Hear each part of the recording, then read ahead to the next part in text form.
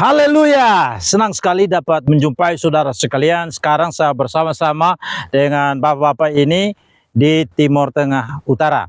Dan kesempatan ini saya akan sampaikan renungan firman Tuhan tentang pertobatan. Alkitab berkata, bertobatlah sebab kerajaan surga sudah dekat. Ada dua kata pertobatan di dalam Alkitab yang saya ingin bagikan kepada kita sekalian. Yang pertama, metanoia. Apa artinya metanoia? Metanoia itu berarti berbalik arah 180 derajat. Artinya kalau hidup kita dulu arahnya kepada dosa, maka kita membelakangi dosa dan arah hidup kita kepada kebenaran. Kalau dulu hidup kita arahnya kepada setan, maka sekarang kita membelakangi setan dan hidup kita terarah kepada Tuhan Yesus Kristus. Bertobat itu merupakan suatu perubahan jalan hidup, perubahan pikiran. Kalau seseorang yang hidupnya sudah berubah, hatinya sudah berubah, pikirannya sudah berubah, maka perubahan itu akan nyata di dalam kata-kata, di dalam perbuatan. Kalau dulu dia punya kesenangan untuk berbuat dosa, maka setelah dia bertobat, terjadi suatu perubahan cara berpikir. Perubahan itu terjadi karena apa? Perubahan itu terjadi karena manusia mendengar firman yang mengatakan, bertobatlah sebab kerajaan surga sudah dekat. Pada saat firman itu disampaikan, manusia memberikan tanggapan terhadap firman itu, Roh Kudus menghidupkan, maka orang itu sadar bahwa dia berdosa. Dia sadar bahwa dia telah kehilangan kemuliaan Allah. Maka dia berbalik arah, membelakangi dosa dan datang kebenaran, membelakangi setan dan dia datang kepada Tuhan. Alkitab berkata, marilah kepadaku semua yang letih, lesu dan beban berat, aku akan memberikan kelegaan kepadamu. Ketika kita menanggapi panggilan Tuhan untuk bertobat, maka arah hidup kita bukan lagi kepada kedagingan, arah hidup kita bukan lagi kepada dosa, arah hidup kita bukan lagi ke setan, arah hidup kita sepenuhnya kepada Tuhan Yesus Kristus.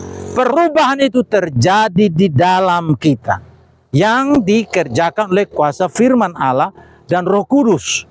Nah, kemudian saudara-saudara, ada satu kata lagi mengenai pertobatan ini dalam bahasa Yunaninya, epistrope. Artinya apa? Artinya perubahan tingkah laku. Ketika seseorang dia mengalami perubahan di dalam hatinya karena dia terbuka terhadap kebenaran yang memerdekakan dia oleh Roh Kudus yang menghidupkan kebenaran firman dalam hidupnya, dia sadar bahwa dia berdosa, dia bertobat, tinggalkan dosa dan hidup dalam kebenaran, dia tinggalkan setan dan hidup sungguh-sungguh beriman kepada Yesus Kristus, maka apa yang terjadi perubahan di dalam ini akan diikuti dengan perubahan dalam tingkah laku. Itulah yang disebut dengan epistrofe. Jadi kalau orang sudah bertobat karena karya Roh Kudus yang bekerja dalam hidupnya, melalui firman yang dia dengar, dia bertobat karena kerajaan surga sudah dekat, dia meninggalkan dosa, berbalik kepada kebenaran, lalu dia akan buktikan perubahan sudah terjadi dikerjakan oleh Roh Kudus. Saat dia menanggapi firman itu, akan nyata dalam tindakannya, dalam perbuatannya, dan dalam perkataannya. Saya kasih contoh, kalau dulu misalnya dia tukang maki-maki, sekarang dia tidak gunakan lagi mulutnya untuk maki-maki. Kenapa?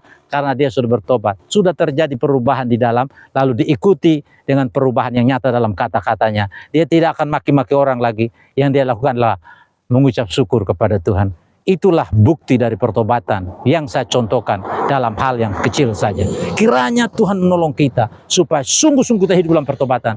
Sebab hanya dengan pertobatan baru kita mengalami kuasa kerajaan Allah. Yang bukan soal makan, soal minum, tapi soal damai sejahtera, kebenaran, dan damai sejahtera dalam Roh Kudus. Kenapa banyak orang kemudian pergi mencari damai di gunung, di lembah, mencari damai dengan cara selingkuh dan sebagainya? Karena mereka tidak punya kepuasan di dalam semua yang mereka cari.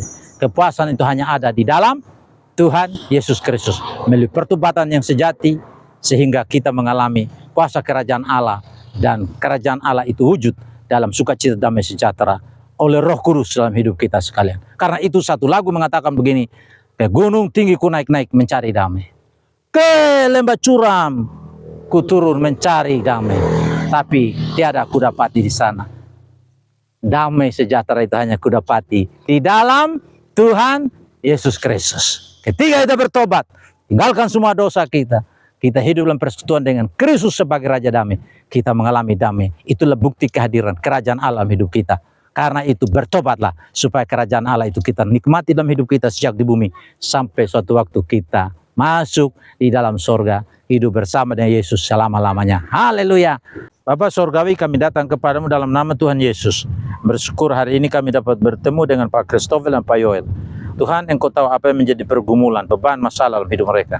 Tidak ada yang tahu, hanya Engkau yang tahu. Apa yang menjadi ikatan-ikatan yang mengikat hidup mereka, hanya Engkau yang tahu. Dan kami percaya Engkau Tuhan juga yang dapat menolong, membebaskan, melepaskan mereka dari semua ikatan apapun yang belenggu hidup mereka. Sehingga mereka sepenuhnya hidup dalam pertobatan yang sejati, sebagaimana firman-Mu kami sudah dengarkan. Karena Roh Kudus dapat menghidupkan kebenaran itu dalam hati dari Pak Christopher dan juga Pak Yoel. Kami berdoa ya Tuhan untuk kerinduan mereka, diberikan umur panjang. Tuhan memberikan kepada mereka kekuatan, kesehatan, dan umur panjang untuk menjalani hari-hari hidup mereka bersama dengan Tuhan selama hidup di bumi ini. Berikan hati untuk sungguh-sungguh taat, cinta kepada Yesus, dan hidup dalam pertobatan supaya dapat mengalami kerajaan sorga dalam hidup ini. Terima kasih banyak Bapak di sorga. Ini doa kami akan panjatkan untuk Pak Christopher, untuk Pak Yoel, bersama anak-anak, istri, dan keluarga mereka, dan jemaat yang ada di sini. Terima kasih banyak dalam nama Tuhan Yesus kami berdoa. Haleluya. Amin.